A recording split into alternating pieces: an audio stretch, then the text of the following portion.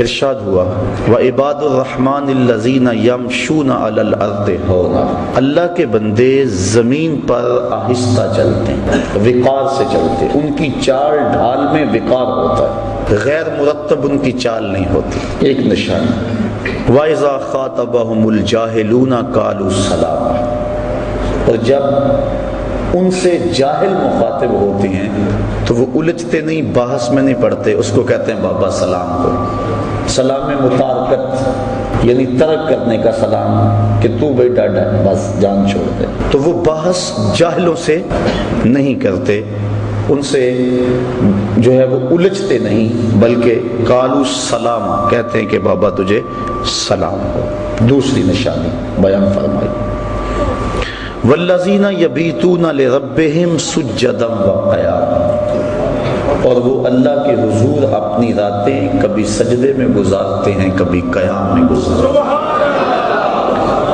ان کی راتیں یوں ہی گزر جاتی ہیں۔ ایک دوسرے مقام پہ فرمایا تتجافی جنوبہم عن المضاجع، ان کی کروٹیں بستروں سے الگ رہتی ہیں، تو وہ راتیں اللہ کی عبادت میں گزارتے ہیں۔ حضرت عبداللہ ابن عباس رضی اللہ تعالی عنہ جو کہ رئیس المفسرین ہیں، فرماتے ہیں جس نے عشاء کے بعد 2 یا 2 سے زیادہ رکعتیں پڑھ لی، اللہ تعالیٰ اس کو رات جاگنے والے کا ثواب عطا فرمائے، اور وہ اس آیت کا مصداق ہوگا جو 2 یا 2 سے زائد رکعتیں رات کو نماز عشاء کے بعد پڑھ لیتا ہے۔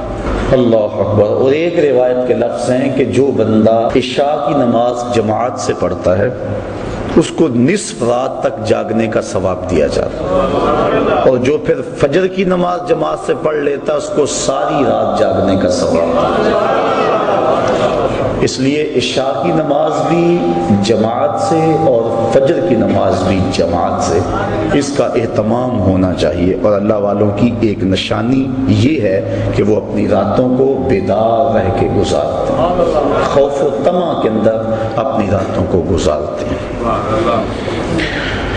والذین یقولون ربنا اصرف عنا عذاب جہنم، اور وہ کیا کہتے ہیں، اے اللہ ہم سے جہنم کا عذاب پھیر دے۔ راتوں کو عبادت میں گزارنے کے باوجود ان کے خوف اور ان کی خشیت کا عالم یہ ہے کہ پھر بھی عرض کرتے ہیں مالک ہم سے عذاب پھیر دے۔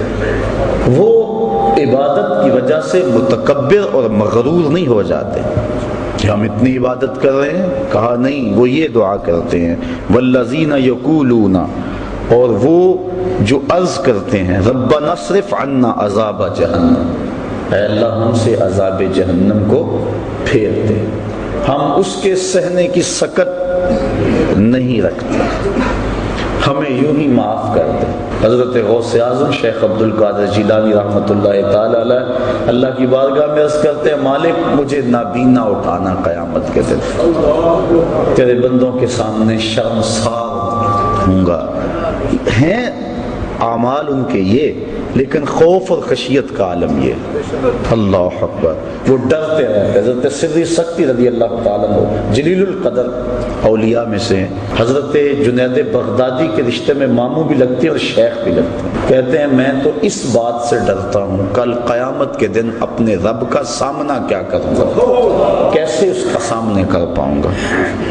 ساری دنیا اس بات سے ڈرتی ہے، لیکن شہر اقبال کے باسیوں، اقبال نے اس سے بھی آگے کی بات کہہ دی۔ اقبال کہتا ہے لوگ تو کہتے ہیں کہ یا اللہ حضور کی بارگاہ میں عرض کرتے ہیں کہ اپنی کملی میں مجھے چھپا لیں، میرے عیبوں کو چھپا لیں، قیامت کے دن میرا نامہ اعمال جو ہے وہ جب تلے تو آپ کرم نوازی فرما دیں۔ ساری دنیا یہ کہتی ہے، حضور سے بھی عرض کیا جاتی ہے، دکھڑے سنائے جاتے ہیں کہ میرے عیب اپنی چادر رحمت میں چھپا لیں، لیکن اقبال کی فکر دیکھیے، اس نے کہا کہ مالک ساری زمانے کے سامنے چاہے میرے عیب نشر ہو جائیں لیکن حضور کے سامنے نشر ہو۔